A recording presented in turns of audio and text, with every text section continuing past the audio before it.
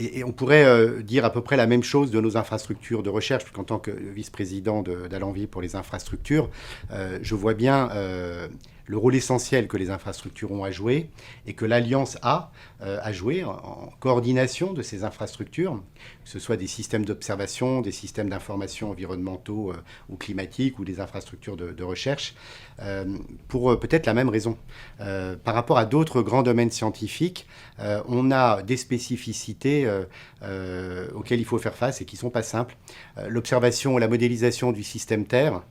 nécessite des données à différentes échelles spatiales, temporelles, qu'il faut être capable de diffuser, de traiter, en garantissant leur fiabilité et leur interopérabilité. Et ça, pour des milieux très variés, que ce soit les océans, l'atmosphère, les surfaces continentales ou même la Terre profonde.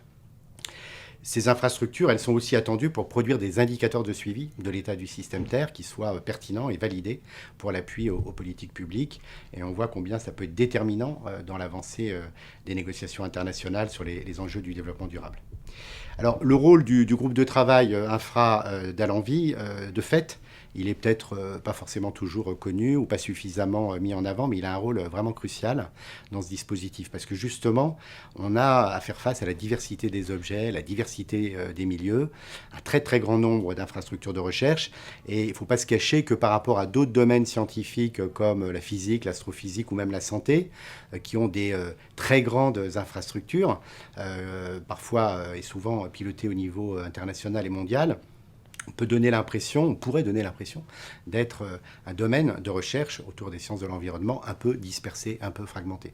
Et ce n'est pas le cas, on va le montrer, je pense qu'on le démontre au quotidien, mais du coup, ça confère une responsabilité particulière à l'envie au groupe de travail pour qu'on puisse montrer à la fois la cohérence et la bonne coordination du dispositif national, appuyer les politiques des établissements et aussi évidemment de notre ministère de l'enseignement supérieur, de la recherche et de l'innovation, quand il s'agit soit de défendre au niveau national les financements utiles pour ces infrastructures et quand il s'agit aussi au niveau européen de défendre et de valoriser l'offre française dans le pilotage européen. Alors c'est un peu dans ce contexte que j'ai proposé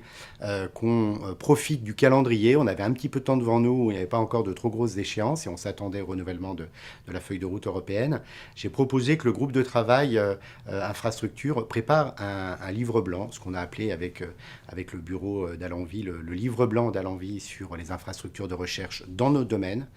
justement pour montrer, l'utilité caractère absolument stratégique de ces infrastructures pour répondre aux défis du système Terre, et puis montrer aussi la cohérence du travail qui était fait. Vous verrez aussi dans ce livre blanc qui va sortir bientôt qu'on a essayé d'analyser de façon synthétique les grands enjeux environnementaux en identifiant les atouts de la France et aussi certains points de vigilance et en proposant 21 recommandations. Donc ce livre blanc, j'espère que j'ai fait un bon teaser, sort le mois prochain. Et l'idée, c'est qu'il puisse servir de contribution à la feuille de route nationale des infrastructures de 2021 et puis aussi aux discussions au niveau européen. Je voudrais conclure ce témoignage par un remerciement chaleureux pour tout le groupe de travail qui a fait un boulot exceptionnel pendant ces 18 mois et tout particulièrement pour nos deux co-délégués généraux, Sylvain et Christelle, qui ont bien mouillé la chemise, on peut dire, pour